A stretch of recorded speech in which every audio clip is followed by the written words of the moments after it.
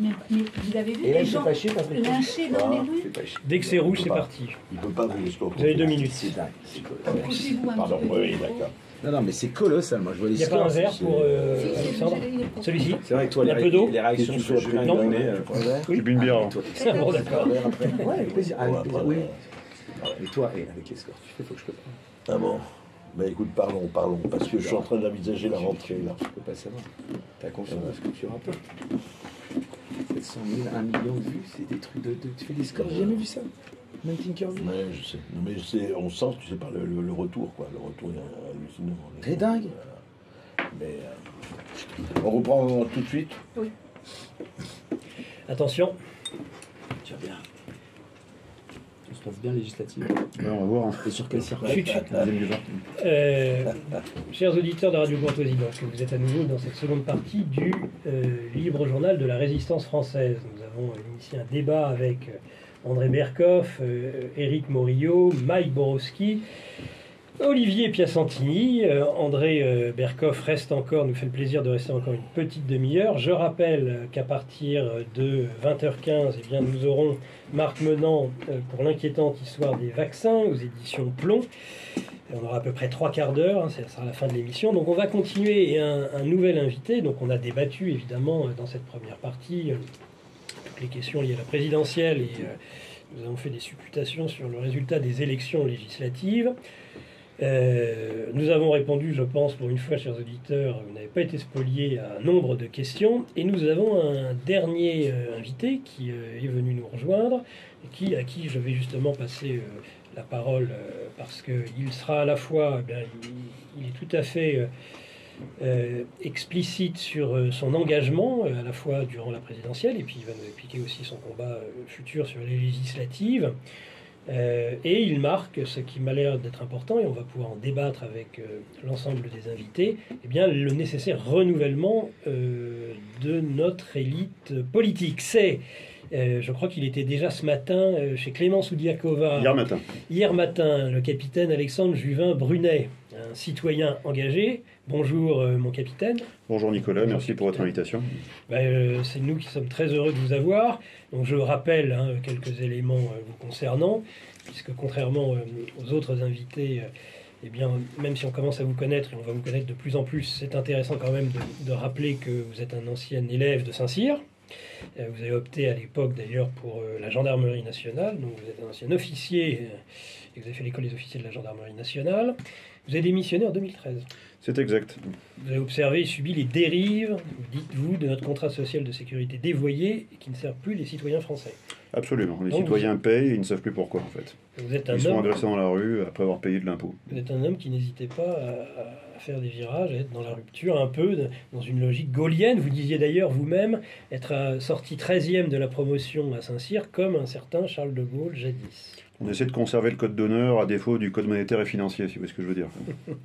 Bon, mais alors après, vous êtes reparti sur les secs, ce qui n'a pas grand-chose à voir avec Saint-Cyr, peut-être que si, donc entre 2014 et 2016, ce qui vous a permis bien, de mettre en avant vos aspects créatifs, inventeurs, dans la gestion des entreprises, et vous avez même déposé des brevets, je crois.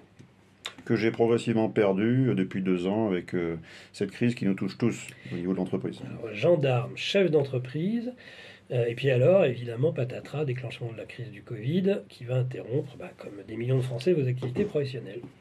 Oui, j'ai été en fait bloqué à New York, j'étais dans le Connecticut en prospection, voilà, donc c'était en 2020, pendant 6 mois, et mars 2020, on est tous rentrés dans le monde entier, et j'en ai fait partie. Beaucoup d'expatriés sont rentrés chez la mère patrie, la queue entre les jambes. Alors vous avez créé les comités de salut du peuple, CSP, qui sont des enceintes de concertation et d'action citoyenne. Vous avez ensuite été de toutes ou presque toutes les manifestations, en particulier contre la gestion politique, on ne va même pas dire sanitaire, de la crise Covid-19. J'ai cru en fait pendant 6 ans que le peuple français était mort. Et j'en ai encore discuté avec Patrick Jardin aujourd'hui, que je salue. Je suis à l'antenne, merci pour nos échanges aujourd'hui. Après le Bataclan, j'ai dit le peuple français est mort. C'est-à-dire qu'on n'est pas capable de nous révolter alors que la plupart de nos enfants se font trucider et viscérer dans des lieux publics dans Paris. On ne pourra plus rien faire avec notre peuple. Et je me suis trompé pendant quasiment 6 ans. Et à l'été 2021, j'ai vu en fait le peuple français spontanément partir dans la rue, par milliers, et j'ai essayé d'accompagner du mieux que j'ai pu cette montée en puissance. Ça a permis d'être jusqu'à 30 000 dans les rues de Toulon à la fin de l'été. Alors, puisque vous organisez en particulier, puisque ces manifestations avaient lieu dans la France entière, en particulier vous dans le Var à Toulon. Est-ce que, la première vraie question, et puis vous allez pouvoir développer et après les autres invités réagir, est-ce que cet espoir, vous avez été candidat à l'élection présidentielle, vous allez, je crois, être candidat aux législatives, vous allez pouvoir nous en dire quelques mots, et de la présidentielle et des législatives, est-ce que justement votre expérience politique naissante n'a pas déjà un peu douché aux espoirs ? Capitaine Alexandre Julien Brunet. J'avais assez peu d'espoir, comme je viens de vous le dire, jusqu'en 2021, notamment par rapport en fait à la vitalité de notre corps social. Est-ce que nous sommes une société encore capable d'avoir cet élan vital de défense élémentaire, on va dire au moins de notre survie, celle de nos enfants, et à qui on va léguer en fait notre pays.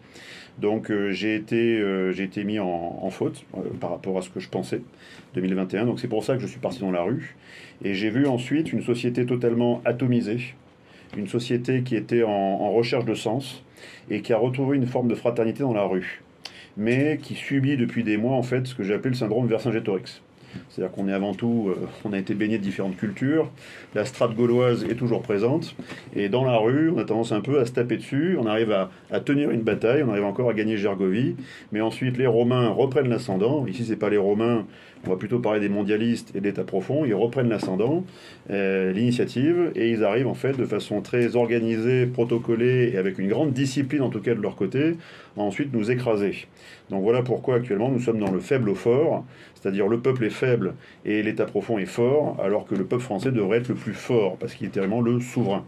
Et donc, doucher mes espoirs, pas jusqu'ici. Pas encore. Même si j'ai touché de près, on va dire, à l'extrême, à la petite vérole donc de ce fonctionnement de la présidentielle, vraiment qui a mis de côté la plupart des candidats, et j'en ai fait partie, il y en a d'autres, qui venaient entre guillemets des masses citoyennes, voilà, si on peut appeler ça des masses citoyennes, et on nous a fait barrage. C'est-à-dire même au dernier moment, à 12 jours de la remise des parrainages, de la clôture par le Conseil constitutionnel, le collectif des maires résistants qui recensait officiellement environ 1000 maires, donc avoir en fait un potentiel de maire permettant de faire rentrer au forceps des candidats citoyens dans le jeu final et donc perturber les 12 candidats présélectionnés, prédigérés, préformatés déjà par le système, eh bien ils ont été, au bout de 3 jours qui m'avaient donné leur accord pour envoyer en fait tous leurs candidats sur ma personne, eh bien ils ont été pression, soudoyés, différentes choses, et au bout de 3 jours, la petite alliance à une semaine des dépôts de candidature a volé en éclats. Donc le système est très bon, il a des agents de partout, dans l'appareil d'État, dans les masses citoyennes, chez les syndicats, même s'ils sont maintenant totalement remis en question, les partis bien entendu, mais aussi en fait dans la rue. C'est-à-dire que tous les groupes qui se montent et qui sont soi-disant de l'opposition, certains en fait eh bien, sont soit infiltrés, soit deviennent d'opposition contrôlée, pour éviter justement que la colère sociale sorte du bocal et, excusez-moi du terme, dégueule jusque sous les balcons parisiens.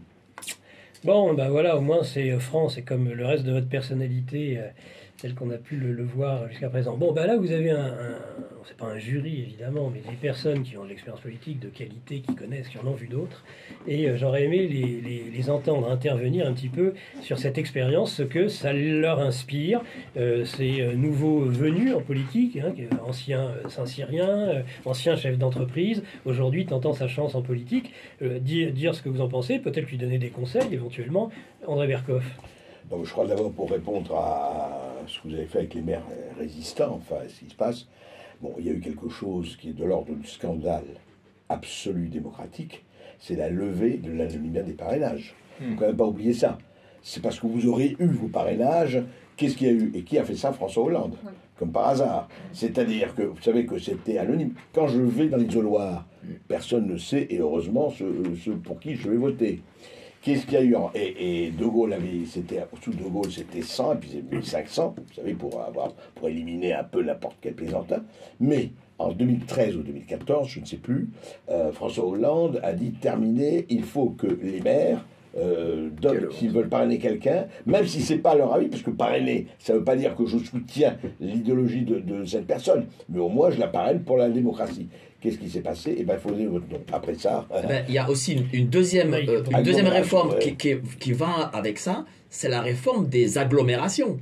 Oui, j'allais dire, les comités de communes, les agglomérations, et quand je l'ai dit, alors toi tu as voté pour Julien Brunet? Parce qu'à l'époque, le maire était vraiment libre, alors qu'aujourd'hui, à cause de l'agglo, le maire est payé pour Oui, lier. mais s'il y avait encore l'anonymat, il vrai. n'était pas tenu. Totalement. Le problème aujourd'hui, s'il dit tu veux voter Julien Brunet, attends, ta piscine, ta route, terminé. Bah, C'est exactement ça. On a eu un maire qui a refusé de me parrainer parce qu'il voulait, texto, hein, il voulait financer le parvis de son église l'année prochaine, qui était déjà budgété, et il voulait éviter ça. Voilà. Et un troisième élément qui s'est rajouté comme un frein, c'est qu'avant, les candidats et leurs supporters pouvaient aller chercher le parrainage auprès du maire. Maintenant, il fallait que le parrainage arrive avec l'enveloppe au Conseil constitutionnel, avec une seule dérogation qu'il y a eu à la fin, par aussi Chronopost.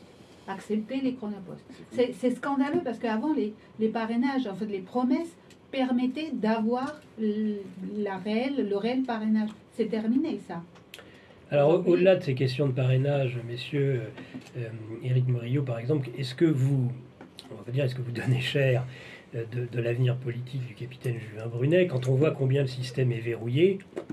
C'est vrai que si on fait le point sur, on va dire, le plan média entre chez mon ami André Berkoff, chez moi et chez vous, mon cher Nicolas, il touchera une audience assez importante, mais avant de réussir à toucher l'audience que permet de toucher 20 heures de TF1, c'est compliqué. Non, moi, je suis d'autant plus content que, en effet, là, je suis en dehors de mon activité de journaliste qui interviewe Alexandre, que j'ai eu le plaisir de recevoir il n'y a même pas quelques jours. Et en effet, c'est incroyable, et je crois qu'André, tu le soulignais aussi, c'est incroyable le nombre de réactions dithyrambiques que j'ai. Je crois que c'est même de toutes les émissions que j'ai faites depuis que j'ai lancé ma chaîne YouTube, c'est celui qui a généré le plus de réactions, mais dithyrambiques. Hein, vraiment, un phénomène. C'est même de l'étranger. Enfin, j'ai des amis qui sont à l'étranger. Je vais vous dire, je pense qu'il y a une attente d'un militaire. On a eu le général de Gaulle, on a eu Bonaparte. Je pense qu'il y a une attente d'un militaire. Et rappelle-toi la lettre des généraux qu'il y a eu l'année dernière, je crois, en février-mars. Place d'Armes. Place d'Armes. Voilà, qui a excessivement bien marché parce que les gens ont confiance encore dans ce corps-là qu'est l'armée. Même si peut-être qu'au niveau des généraux, je ne suis pas sûr qu'il doit avoir confiance sans un appareil derrière lui, malheureusement, aujourd'hui, enfin j'espère qu'aux élections législatives, tu pourras faire un bon score et voir gagner, mais bon, voilà, c'est compliqué, sans l'appareil, la logistique, ça coûte cher aussi, parce qu'on oublie de le dire, mais faire campagne, voilà, ça coûte cher. Donc, c'est vrai que ce que disait Mike à l'instant est très intéressant, c'est vrai qu'il y a un fantasme en fait, dans la population, une attente tout à fait légitime. C'est-à-dire qu'en fait, la plupart de nos chefs actuels, alors je ne vais pas encore de nouveau les attaquer violemment ce soir, ils ont eu déjà leur compte il y a quelques jours, donc laissons un petit peu de calme dans les troupes. Les chefs, en fait, sont au service de l'État. Mais ils n'ont pas encore compris, ils ne sont pas allés au bout de leur logique, ou à moins qu'ils ne veuillent pas aller au bout de leur logique par conformisme, par hypnose, par différentes choses. L'État est au service des citoyens. Et c'est pour ça qu'ils en restent juste à leur cadre service de l'État. Et c'est pour ça que les citoyens se sentent désœuvrés. Et ils aimeraient en fait que leur armée soit là, quitte à grogner, comme savent le faire parfois même certains généraux aux États-Unis, ils savent le faire. Et là, malheureusement, la lettre des généraux était très bonne, celle de Jean-Pierre Fabre-Bernadette, mais elle émane majoritairement d'officiers qui sont sortis du sérail depuis 5 ans, 10 ans, 15 ans, 20 ans. Donc ils n'ont pas encore, pour tous en tout cas, les réseaux opérationnels qui permettraient en fait de vraiment tisser quelque chose, une réponse très forte avec des opérationnels. C'est ça qui leur manque. On a parlé des généraux en charentaise, en effet. Vous êtes bien sage depuis le retour d'antenne, Olivier Piacentini. Maintenant, je vous écoute, Nicolas. Voilà, vous pouvez. Une réaction. Turbulent. Mais je souhaite vraiment bon courage à Alexandre, qui a effectivement beaucoup de talent. J'ai vu sa dernière vidéo. Évidemment, c'est vraiment ce qu'on est en droit d'attendre. Alors, effectivement, Eric l'a bien souligné. Il y a les qualités de la personne qui explose au visage quand on vous voit. Et puis, malheureusement, il y a le système. Alors, je pense qu'il faut avoir bon espoir, mais, à mon avis, ça prendra un certain temps, puisque le seul phénomène politique qui a réussi à s'imposer ces dernières années, c'est Emmanuel Macron, qui, lui, a eu vraiment une ascension. Sauf qu'Emmanuel Macron bénéficiait, évidemment, d'énormes soutiens et d'un soutien financier. Je pense même qu'il a été largement tuyauté pour arriver déjà dans le sérail de François Hollande, et puis ensuite pour servir de remplaçant de luxe, en quelque sorte. Donc tout ça a été vraiment organisé. Il sort d'un système qui est ultra puissant. Vous, malheureusement, vous n'avez pas ce background. Par contre, on a quand même aujourd'hui, on oublie souvent de le dire, on a quand même la chance d'avoir quand même ce système Internet qui est véritablement la possibilité pour des nouvelles personnalités d'exploser très rapidement. De devenir déjà... Censure. Malgré la censure. Mais enfin, il y a quand même beaucoup moins de censure que dans les médias. Bon, et tout ce que dit Alexandre, il y a moins de censure sur Radio Courtoisie. Sur Radio Courtoisie également, bien entendu, mais ça, on est bien d'accord. Mais avec Internet, on peut toucher beaucoup de public, en particulier un public jeune. On peut devenir une vedette en quelques heures, très rapidement, et ensuite peut-être accéder justement à ces médias de très grand public que sont la télé, etc., parce qu'on a eu déjà une caisse de résonance au niveau Internet. Par exemple, je sais qu'une personne comme Hanouna, par exemple, invite très souvent des gens qui ont explosé sur Internet et qui arrivent quand même dans ces émissions. D'où le possible bond d'Emmanuel Macron dans les jours et semaines qui viennent avec la création de son ministère de la désinformation. Il va falloir reverrouiller un possible champ de contestation. Là, on est bien d'accord. Déjà lancé Biden. Non, mais là, mais je pense que vous êtes parfaitement conscient de toutes les barrières qu'on va vous mettre devant vous. Je crois que si vous n'êtes pas conscient de ça... Moi, j'ai même peur, voilà, c'est pour lui. Les bombes sales et la compromission. Voilà, s'ils n'arrivent pas à me compromettre, ils passeront à autre chose. Oui, mais aujourd'hui, est-ce que l'élection est l'alpha et l'oméga? Cher Olivier, tu as parlé de la future crise économique, peut-être même un banqueroute économique qui va arriver. Oui, qui arrive. Je pense qu'il y aura des remous à partir de septembre-octobre. Il y a besoin, j'imagine, de leaders pour la rue, parce que la rue, malgré tout, c'est quand même important. C'est quand même pas rien, la rue. Non, mais non, on ne va pas repartir sur l'économie. Allez, Lara. Je voulais juste réagir sur un aspect, c'est-à-dire que les militaires avaient un quota de popularité très important. Mais est-ce qu'aujourd'hui, avec la guerre en Ukraine et toujours les mêmes axes d'information de nos militaires sur les plateaux de télévision, tels des experts du Covid et les anciens médecins, ils ne sont pas en train de perdre justement une forme de crédibilité définitivement, parce que ce qu'on entend est en vrai, il y a le seul militaire que j'ai entendu qui sortait vraiment de cette doxa, c'est celui que vous avez interviewé hier, qui est devenu bénévole, volontaire. De qui s'agit-il, Puis un commando fusilier